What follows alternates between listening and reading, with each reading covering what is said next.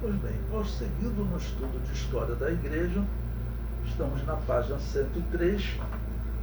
Vamos agora ao ano de 1916, o item 92 do material didático, Samuel Nistron. Então, falando agora das missões no Brasil, até o ano de 1900 eu falei no mundo, né? Mas agora concentrando no Brasil, 1916, o sueco Nistron, que viveu de 1891 a 1960, foi batizado pelo anabatista Levi Petrus, que eu contei a história para vocês, que é um pentecostal também, da Suécia, em 1913, na igreja Filadélfia de Estocolmo.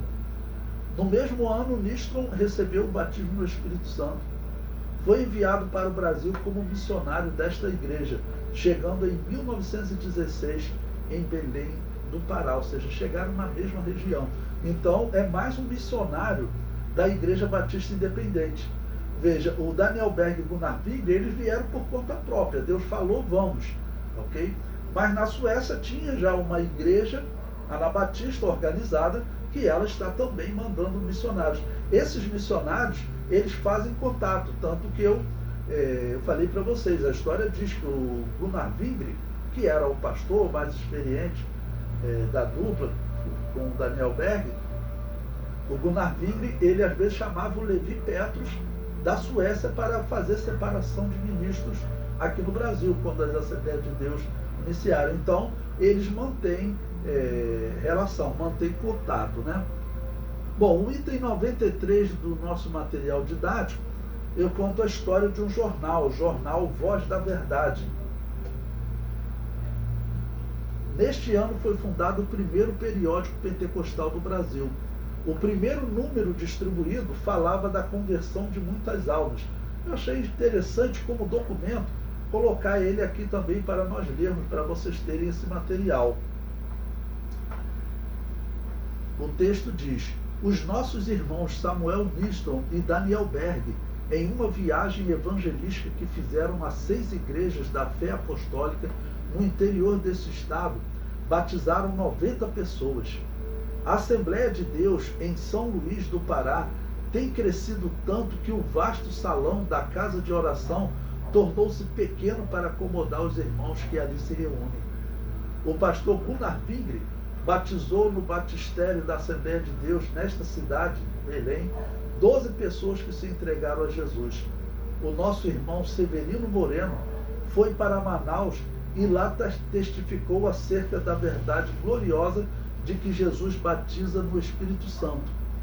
Foi tão abençoado que precisou ir para aquela capital um missionário da fé apostólica. Nesse momento ainda não era chamada Assembleia de Deus, eles ainda se identificavam como missionários da fé apostólica. Tá bom? O texto prossegue.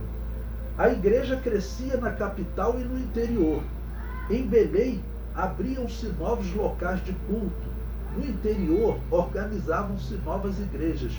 Para atender à necessidade sempre crescente de obreiros, a igreja reuniu-se no dia 15 de dezembro de 1919 com o objetivo de separar José Paulino Estumano de Moraes para servir como pastor.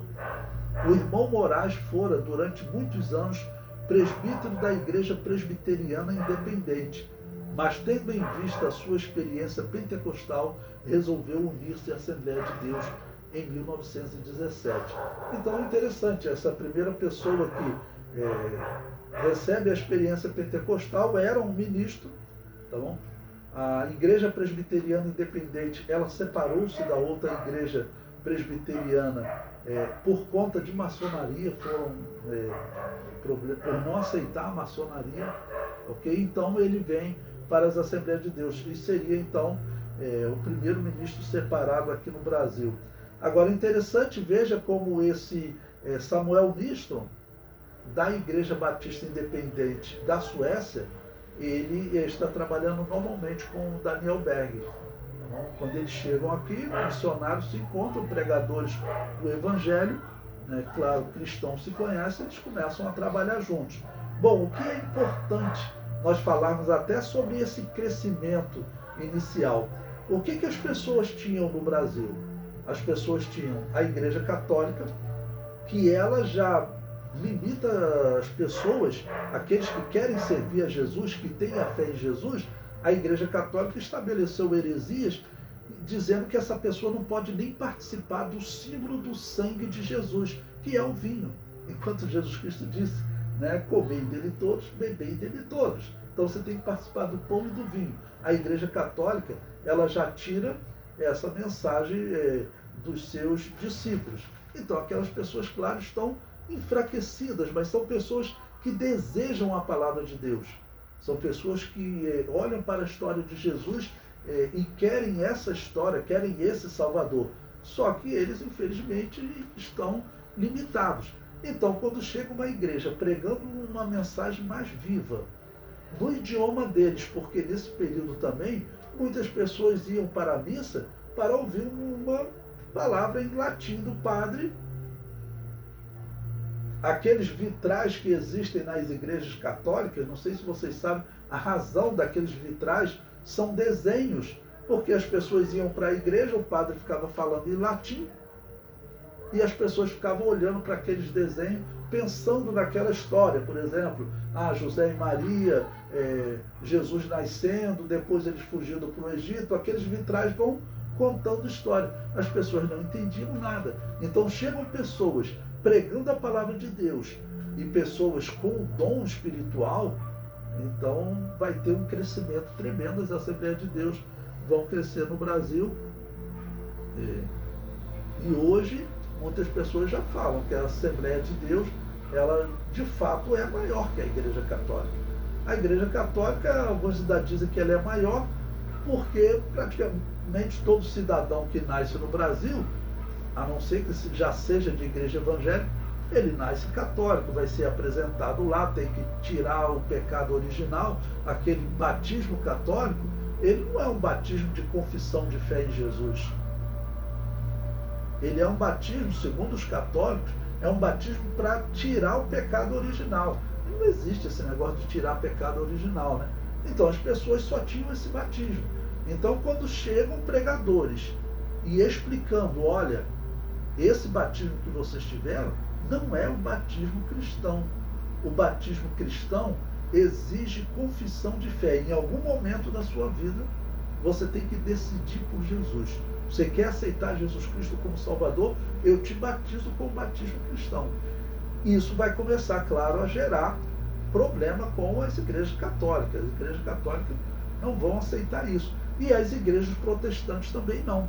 As igrejas protestantes também, eles tinham um discurso, falavam na língua do povo, mas tinham um discurso que, como diz o Augusto Nicodemos, né, eles são chamados de sorveterianos.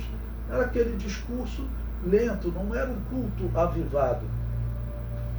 Ok? Então, a pregação dos pentecostais, quando chegaram ao Brasil, pregando na língua do povo uma mensagem viva, o crescimento foi realmente muito grande. Bom, no item 94, eu coloco aí o nascimento oficial das Assembleias de Deus do Brasil. Ela ainda não estava registrada com esse nome. Ok? Então, isso foi em 18 de janeiro de 1918. Por sugestão de Gunnar Wigre, foi feita uma reunião na casa da irmã Celina, que tinha sido batizada no Espírito Santo, a primeira, né? E assim registrou-se o nome Assembleia de Deus. Apesar de possuir o mesmo nome, a Assembleia de Deus, Assembly of God, lá americana, as igrejas foram instituídas separadamente. Eu falo porque essa história ruim de racismo na história não é das Assembleias de Deus do Brasil, é da Assembleia de Deus dos Estados Unidos. E ela tem doutrinas diferentes da Assembleia de Deus no Brasil. Então, as doutrinas dela sobre o reino de Deus, sobre a volta de Jesus, se aproxima mais do protestantismo, né?